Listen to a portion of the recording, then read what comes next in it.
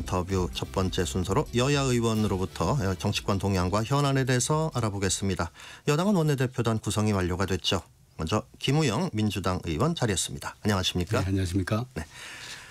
김병기 신임 원내대표가 이제 선출된 후에 첫 최고위원회의에서 민생 경제 회복을 최우선으로 하겠다고 했습니다. 근데 그 중에서도 상법 개정안 처리를 제일 우선으로 하겠다고 또 했어요. 네. 네, 그 상법 개정안은 그 지난 그 윤석열 정권 하에서도 국회가 통과를 시켰지만 거부권 행사로 좌초된 경험이지 않습니까? 네, 그렇죠. 우리 그 자본시장의 투명화 또 선진화가 코리아 디스카운트를 예방하고 네. 다시 한국의 증시가 5천을 향해서 갈 수 있도록 하는 그런 기본 법안이기 때문에 매우 역점적으로 생각하고 있습니다. 그렇군요. 지금 말씀처럼 이제 한번 그 거부권 행사 이후에 이제 폐기됐었는데 지금 추진하는 상법 개정안은 앞서의 법안에 비해서 좀 어떤 점이 뭐 강화됐다거나 달라진 게 있습니까? 기본적인 내용은 그 이사의 충실 의무 대상을 회사에서 주주까지 확대하는 거. 네. 뭐 그다음에 그 주주의 이익을 공평하게 법적 책임을 부여하는 것이고 의결권을 이제 최대 주주 3%를 제한하는 것입니다. 뭐 이런 것들을 시행하는 데 있어서 유예 기간을 전자주주 총회를 제외하고는 유예 기간 없이 바로 시행할 수 있도록 하는 예. 그런 법안입니다. 곧바로 그냥 시행에 들어가게 한다는. 네네. 네. 그리고 지금 이재명 정부 출범 이후에 이 코스피 지수가 또 연일 계속 이제 올랐습니다. 네. 그러다 이제 중동에서 이 충돌 사태로 좀 주춤했었는데 어제 또 많이 올랐어요. 그래서 정말 3천에 지금 거의 다가가고 있는데 이 대통령이 제시했던 그 코스피 5천으로 가는데 이 상법 개정 정말 매우 중요한 법안이라고 보시는지요? 그렇습니다. 뭐 기업에 있어서 투자를 할 때는 그 기업에 대한 신뢰가 네. 핵심 아니겠습니까? 자본시장이 불투명하고 불공정하면 투자하는 사람도 위축될 수밖에 없는데 자본시장을 선진화해서 투자자의 기업에 대한 신뢰도를 높이는 것 그것이 핵심이고 특히나 이제 한반도는 안보 환경 리스크가 크기 때문에 그렇죠. 그것이 이제 투자자들에게는 불안 요인이지 않습니까? 빨리 하루속히 남북 관계나 국제 안보 환경을 좀 보다 좋게 만드는 것이 또 중요한 과제라고 봅니다. 그렇죠. 지금 중동 그 리스크로 인해 가지고 이제 이 외적인 변수죠. 국제 유가나 또 환율도 좀 불안정해져 가지고 기업들 좀 걱정이 좀 더 커지고 있는데 또 미국의 또 관세 전쟁 이 부분도 좀 계속되고 있고요.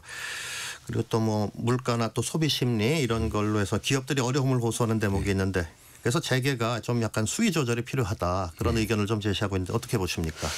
뭐 재계가 걱정하고 있는 부분은 충분히 정부에서도 함께 고민해 나가야 할 그런 문제 같은데 어떤 그 개혁을 늦춘다거나 그것이 해법일 수 있겠는가 해야 할 일은 좀 빠르게 해내고 또 국제적인 그 리스크는 줄이고 또 이번에 대통령께서 G7에 그 취임한 지 얼마 안 된 상황에서 가신 것도 국제사회에서의 한국에 대한 여러 가지 불안 요인들을 그 저감시키는 그 신뢰도를 높이는 그런 조치라고 이해가 됩니다. 네. 그렇군요. 그래서 지금 기업 입장에서는 이제 이사 충실 의무 확대가 되면은 이게 혹시 경영권 방어가 좀 어려워지는 거 아니냐 그런 우려가 있는데. 네. 뭐 제 개인적으로도 그 주주 자본주의 확대 내지는 그 주주에 대한 이익 배당이 너무 많이 되면 기업의 장기 투자라든가 그런 것들이 소홀화될 수 있기 때문에 그렇죠. 그런 걸 좀 여러 가지로 견제하거나 방지할 수 있는 그런 제도적 보완도 앞으로 꾸준히 해나가야 된다고 생각합니다. 네, 알겠습니다. 자, 추경 관련해서 한번 여쭤보겠습니다. 추경 편성 관련해서 내일 모레 이제 국무회의에 이제 올라간다고 이제 보도가 됐죠. 자, 또 2차 추경에서 또 이제 민생 회복 지원금 지급 요게 또 좀 관심사입니다. 민주당에서 이제 전 국민 대상으로 이제 보편적으로 지급하는 그거를 이제 추진해 오셨는데 차등 또는 뭐 선별 지급 그 부분에 대해서 좀 검토가 좀 이루어지고 있다는 소식이 있었어요. 어떻게 보십니까?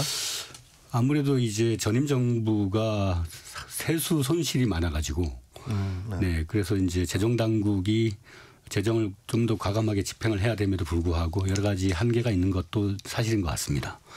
그 보편이냐 그 선별이냐 그런 이제 이분법적인 그 기준에서 논쟁할 게 아니라 전 국민 대상으로 지원을 하되 그 기초생활수급자 혹은 뭐 차상위 또 상위 그 10%에 대해서 차등적으로 지원을 한다. 전체에게 지원을 하되 지원의 규모를 그 소득 수준에 따라서 차등해서 지원한다. 그러나 그 지원 방식은 소멸성 지역화폐, 소비 쿠폰을 발행을 하는 방식으로 함으로써 전체적으로는 지역의 자영업자나 소상공인들, 골목경제에 도움이 될 수 있는 방향으로 순환시키는 것이 이번 그 추경의 목표라고 볼 수 있겠습니다. 네, 하여튼 그 사용 기간이 이제 정해져서 그 안에는 꼭 그 지역 내에서 이제 사용을 하게 해서 좀 소비를 좀 진작시키자. 좀 전체적으로 불경기에서 소비 그 여력이 현저히 감퇴되어 있지 않습니까? 그 영양 실조에 가까운데 영양을 공급을 해서 지역 경제에 피가 돌도록 하는 그것이 목표라고 할 수 있겠습니다. 네, 알겠습니다. 그리고 지금 그와 더불어서 민생 경제 더불어서 또 방송 3법도 상당히 좀 관심이 높은 대목입니다. 지금 김 의원님께서 지금 과방위에서 지금 활동 중이시죠. 지금 방송 3법은 어떤 점에서 이렇게 많은 비중을 좀 두고 계십니까? KBS도 마찬가지입니다만은 윤석열 정권 하에서 방송 시장이 황폐화됐지 않습니까? 네. 방송이 권력으로부터 독립돼야 되고 또 시청자의 주권이 보장돼야 함에도 불구하고 권력의 입맛에 따라서 이사가 그 선임되는 그런 악순환의 구조를 좀 청산하자라고 하는 것이 방송 3법의 기본 취지입니다. 그래서 이사들을 최대한 시청자 주권에 맞도록 또 정치적 후견주의라든가 이런 것이 과도하게 행사됐을 때 방송의 독립이 침해되는 문제 이런 것들을 개선하기 위한 제도적 개선 방안을 담고 있습니다. 네.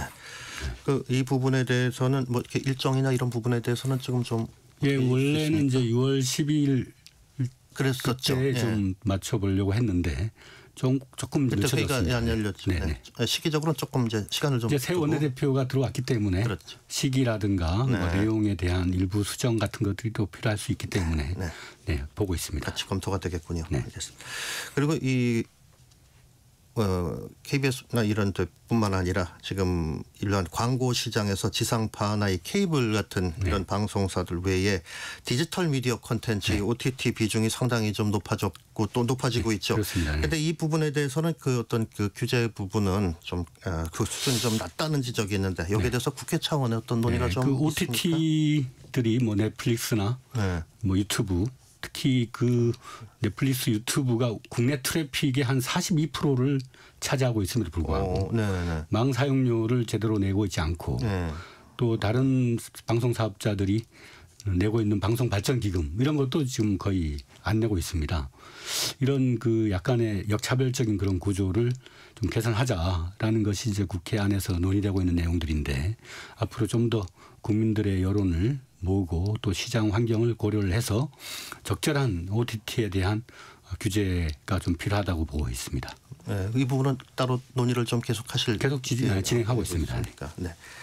이렇게 지금 중점적으로 추진하고 있는 법안에 대해서 쭉 좀 여쭤보고 있는데 이재명 대통령이 이제 본인과 관련한 입법과 관련해서는 좀 천천히 가자 그런 말씀을 했다는 그런 보도도 있었습니다. 이런 것 좀 같이 좀 고려하십니까? 사실은 이재명 대통령과 관련된 법안이라고 한다면 형사소송법, 대표적으로 그다음에 공직선거법 등등인데 형사법은 헌법 84조에 그 불소추 특권 내란과 외환의 죄를 제외하고는 불소추 특권의 그 소추의 개념에 재판이 포함되느냐의 여부를 놓고 사실 그동안에 좀 개별 재판부에 맡겨놓은 그런 측면이 있었는데 그 두 개의 재판부가 다 선거 그 대통령 임기 이후로 재판을 연기했습니다. 그렇기 때문에 그 뭐 시급성이라는 측면에서 보면 일단 해소가 된 측면이 있어서 일단 중요한 국가적 과제들을 중심으로 입법을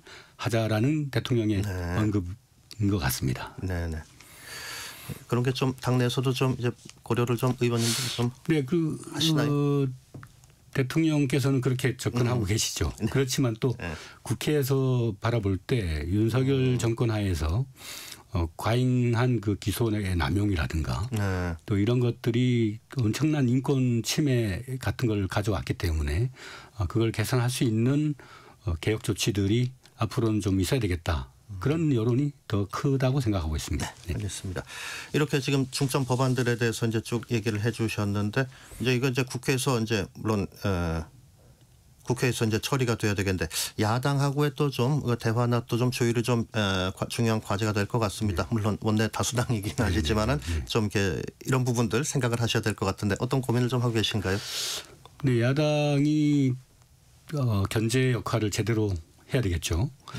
그러려면 야당이 기존의 그 내란, 네. 탄핵 사태 이런 데 대한 확실한 그 전련, 새로운 성찰과 출발 이게 좀 필요하지 않겠습니까? 근데 지금 아직까지도 혼선 속에 있는 것 같고요. 예. 네, 원내대표 선출도 뭐 모르겠습니다. 이제 자체의 그 의원들의 선택이니까 존중해야 되겠습니다만은 그 윤석열 내란 행위에 대한 그 좀 엄격한 그런 자기 판단을 하고 있는지에 대한 의문 이런 것들이 앞으로의 앞날에 좀 걱정이 되는 부분이라고 봅니다. 네. 그러면은 지금 야당에서 이제 원내대표가 이제 새로 선출이 됐고 이제 지도부가 이제 다 이제 딱 진영이 짜여지고 그러면은 좀 이 법안 관련해서 좀 대화를 좀 네, 그 하시겠나요? 김병기 신임 원내대표가 네. 상당히 그 유연한 네. 대야 협상을 하겠다. 적극적 포용과 통합을 하겠다. 다만 최소한의 그 아까 언급한 것과 같이 지난 3년간의 대한민국의 헌정을 불행하게 만들었던 사태에 대한 엄격한 잣대가 전제돼야 된다. 그런 기준을 제시하고 있죠. 이제 짚고 가시겠다는 말씀이신 거군요. 그리고 지난주에 그 3대 특검 특별검사가 이제 다 지정이 됐죠. 네. 그리고 또 지금 또 사무실도 또 이제 잡고 이제 물색하고 이렇게 지금 준비 중인데 당내에서 뭐 세 가지 3대 특검이라고 불리는데 혹시 뭐 좀 특검에 좀 뭐 비중을 좀 더 두는 뭐 그런 부분이 있습니까? 뭐 확실하게는 12.3 내란 특검. 내란 특검 쪽에. 네. 네. 그게 물론 김건희 특검이나 최상병 특검하고 다 연관되어 있습니다만 네. 내란이 저질러 놓은 엄청난 국가적 혼란 아직까지 그 내란의 그 씨앗을 정확하게 규명하지 못하고 있고 검찰의 수사나 이런 의지도 불명확하고 해서 또 증거가 인멸되거나 뭐 내란의 수괴가 지금 현재 석방되어서 국민들의 불안이 매우 높지 않습니까? 내란 특검법을 통해서 네. 내란의 원인을 정확하게 규명하고 재발을 방지할 수 있는 그런 확고한 그 수사가 진행돼야 될 것이다. 그렇게 보고 있습니다. 어제 그 김건희 여사가 또 좀 병원에 입원했다는 소식도 좀 있었어요. 전 국민을 사실 마음에 병을 들게 한 당사자인데 그 어떤 예복을 피하기 위한 그런 조치가 아닌가. 그러나 그런데 우리의 수사의 의지가 꺾일 수는 없다. 네, 예. 네. 알겠습니다. 특검과 출범과 더불어서 또 이제 그 주목됐던 게 대통령직 인수위원회 역할을 하게 될 거죠. 이제 국정기획위원회가 그렇습니다. 이제 출범해서 이제 전체 회의를 또 어제 했다는 소식이 있었습니다. 이제 국정과제 이 로드맵을 이제 연구한다고 했는데 어떤 걸 기대하십니까? 뭐 인수위원회가 없기 때문에 네. 이제 인수위를 겸한 국정기획위원회지 않습니까? 이게 사회 전반의 그 구조 개혁, 특히나 행정부의 조직 개편 네. 그런 걸 통해서 권력기관은 국민의 품으로 정상화시키고 또 그 기재부라든가 과잉 권력을 행사하는 그런 부처들의 과잉 권한은 좀 억강부약해야 된다 이렇게 보고 있습니다. 그러니까 조직 개편을 통해서 좀 어떻게 좀 권력이 집중됐다고 판단되는 그 부처나 기관에 대해서는 그걸 좀 이제 분산을 한다는 그렇죠. 예. 그런 말씀이신 국민 주권 정부로서 그 주권자의 이익에 부합하는 방식으로 행정부서도 개편돼야 되겠죠. 네. 그리고 지금 원내대표 선출에서 이제 당 대표를 이제 또 좀 선출을 하셔야 될 것 같은데 그 일정이 나왔더라고요. 소식을 보니까 8월 달에 8월 초에 전당대회를 통해서 당 대표를 선출하도록. 선출한다. 네. 지금 정청래 의원이 이제 출마를 선언하셨고 박찬대 전 원내대표가 딱 부러지게는 아니지만은 그래도 상당히 좀 의지를 좀 밝히셨는데 당내에서 좀 어떤 얘기들 나옵니까? 박찬대 전 원내대표도 그 계엄과 내란 사태를 극복하는 데 있어서 역대급 성과를 거두었던 원내대표이기 때문에 많은 또 당원들도 출마하라는 또 권유도 있고 뭐 정청래 박찬대 예. 두 분이 경쟁한다면 아주 흥미진진한 경쟁이 될 수도 있겠다. 그렇게들 보고는 계시더라고요. 아직까지는 이제 박찬대 전 원내가 출마 선언을 공식적으로 하고는 있지는 않습니다만 검토 중인 걸로 알고 있습니다. 네, 그렇군요. 네. 이건 아직 또 시간이 또 조금 있으니까는 더 지켜봐야 되겠네요. 네.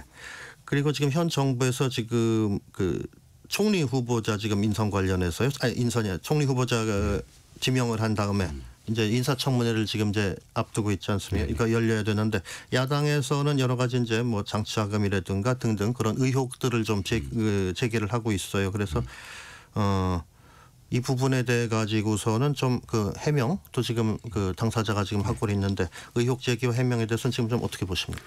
뭐 그 페이스북에 보면은 김민석 후보자가 뭐 정치자금법 관련한 사항이라든가 기타 이제 아드님 관련 사항이라든가 이런 거에 대한 해명을 그때 소상하게 설명을 하고 있거든요. 핵심적인 것은 2002년도 벌써 20몇 년 된 서울시장 출마 시에 정치자금 관련한 문제인데 그 영수증 발행을 제때 하지 못한 그 사실은 당이 책임져야 할 일을 이제 후보가 책임진 그런 일이었다. 그다음에 검찰의 좀 다소 과잉 수사 또 그런 부분도 의혹이 있다. 이제 그렇게 말씀하고 있고 세비를 제외하고는 사실은 별도의 수입이 없는데 과징금이라든가 이런 것들을 어떻게 그렇게 그 다 갚았냐 뭐 이런 불만들이지 않습니까? 근데 들어보니까 이분이 뭐 각종 의상 모델 같은 걸 해서 돈을 벌어도 다 그걸 다 헌금을 했더라고요. 네, 그러니까 가난한 입장은 아니었지만 수입이 생기면 사회에 환원하는 그런 헌신적인 역할을 해왔더라고요. 네, 그런 걸 잘 감안해서 후보자에 대한 검증이 또 국회 안에서 또 이루어진다면 잘 소상하게 해명할 거라고 생각합니다. 그러니까 청문회가 이제 날짜가 잡히고 청문회가 진행이 되면은 거기서 이제 본인이 충분히 더 해명할 거고요. 아들 관련한 학비 문제나 이런 것도 뭐 충분히 소상하게 설명을 할 거라고 봅니다. 그렇습니다. 어제 사실 그 금융연수원이죠. 거기 들어가면서 어떤 기자가 이제 질문하는 그 영상이 있었는데 그걸 보면은 이제 야당에서 이제 허위 의혹 제기와 관련해서 어떤 기자가 이제 질문을 했는데 상당히 좀 민감하게 받아들이는 그런 모습이셨어요. 네. 아무래도 무작정 이제 공격에 대해서 무대응을 하면 기정사실화가 되지 않습니까? 그러니까 기자들의 질문도 팩트에 입각해서 해주길 바라는 그런 원칙적인 입장을 표명하신 거죠. 그 부분에 대해서는 본인 입장을 좀 더 분명하게 표현을 했다 볼 수 있겠군요. 네, 그럼 대통령 또 이제 외교 관련해서 좀 한번 여쭤보겠습니다. 그 G7 그 주요 7개국 정상회의에 초청을 받아서 이제 이재명 대통령이 이제 내외분이 같이 출국을 했습니다. 그래서 일단 그 주요 국가 정상들과 일단 만나게 되고 근데 이런 다자간의 회담뿐만 아니라 또 미국, 일본 정상과의 좀 개별 회담에 대한 그런 기대도 또 좀 있습니다. 이 부분에 대해서는 우리가 어떤 성과 같은 걸 좀 기대를 할 수 있을까요? 일단은 이 G7의 그 1박 3일 일정으로 가신 것은 대한민국이 건재하다. 위기의 시기를 넘어서서 다시 정상적인 대한민국의 본 모습으로 돌아왔다. 이걸 이제 대외적으로 알리는 그런 이미지 제고의 측면이 매우 의미 있는 그런 방문이라고 보고 있고요. 실리 외교, 실용 외교가 이재명 정부의 그 외교의 지향점이거든요. 그래서 가장 중요한 한미 간의 동맹 관계 또 좀 껄끄러웠던 한일 관계 이런 걸 실리적으로 잘 추진하겠다. 최대한 각국 정상들과 다양한 방식의 회담을 통해서 상호 간의 우호와 친선의 관계를 재확인하고 앞으로 한반도를 둘러싼 외교전 각축전에서 우리의 실용성을 최대한 높이는 방향으로 외교전을 잘 전개할 거라고 그렇게 보고 있습니다. 이 대통령 취임 후에 그 국정 수행 관련해 가지고서 이게 어떤 매체에서 이제 여론조사 그 결과가 나왔었는데 이제 여론조사 결과를 보면은 뭐 어떤 대통령의 시절에 비해 특정 대통령의 같은 시기와 비교했을 적에 뭐 높은 부분도 있고 조금 낮게 나온 대목도 있고 한데 그래도 그 수치는 조금 좀 알고 계시죠? 그 부분에 네, 대해서는. 58.몇%라고 들었습니다. 이 정도 수치 어떻게 좀 평가를 하십니까? 그렇게 높지도 않고 낮지도 않은 뭐 시작으로 봤을 때는 적절한 수준이 아닌가. 매우 높은 지지율을 구가하는 정권의 경우는 그 기대가 크면 실망도 클 수 있지 않습니까? 네. 그 미끄럼틀이 경사가 급하면 내려올 때도 급하게 내려오거든요. 저는 이재명 정권이 이제 출범할 때 그 지지율보다 한 9% 정도 네, 높게 이제 그보다 높죠. 네, 그래. 나왔는데 네. 뭐 네. 적정 수준이라고 봅니다. 그리고 앞으로 정책적인 그런 효과, 체감 효과를 계속 만들어내서 그 지지율을 유지 플러스 발전시키는 그런 전략으로 아마 임할 거라고 보고요. 워낙 일하는 대통령이기 때문에 그 이미지나 이런 것이 아니라 일의 성과로 국민들에게 다가갈 거라고 그렇게 보고 있습니다. 네, 참고로 말씀드리면은 지금 말씀드린 여론조사는 그 첫 그 국정수행 평가 여론조사인데 긍정 평가가 58.6%가 나왔고 부정 평가가 34.2 그렇게 나왔었습니다. 여론조사는 그 리얼미터가 에너지경제신문 의뢰로 9일부터 13일까지 18세 이상 유권자 2,507명을 대상으로 조사를 했었습니다. 자세한 내용은 중앙선거 여론조사 심의위원회 홈페이지를 참조하면 되겠습니다. 네, 요 지금 여론조사 관련해서는 조금 제가 부연 설명을 좀 드렸고요. 그리고 요건 약간 상대 당에 대해서 이거 좀 간략하게 한번 여쭤보고 싶은데 송원석 의원 이제 새 원내대표로 선출됐는데 김병기 원내대표하고의 합이 좀 잘 맞을 걸로 보십니까? 일단 뭐 두 분이 지금 현재 처한 여러 가지 상황들이 긴밀하게 또 머리를 맞대야 될 측면도 있고 또 동시에 각 당이 재정립해야 되는 그런 순간들이지 않습니까? 그 싸우면서도 서로 간에 그 어떤 파트너십 형성하는 것이 매우 필요한 일인데 일단 원내대표인 김병기 원내대표가 묵직하고 그러면서도 상대방의 의견을 경청하는 그런 스타일이라고 저는 알고 있습니다. 네. 송원석 의원은 또 역시 뭐 그 의원들이 위기에 조타수로서 선출했기 때문에 잘 해내리라 기대합니다. 네, 더불어민주당 김의영 의원님 감사합니다. 전격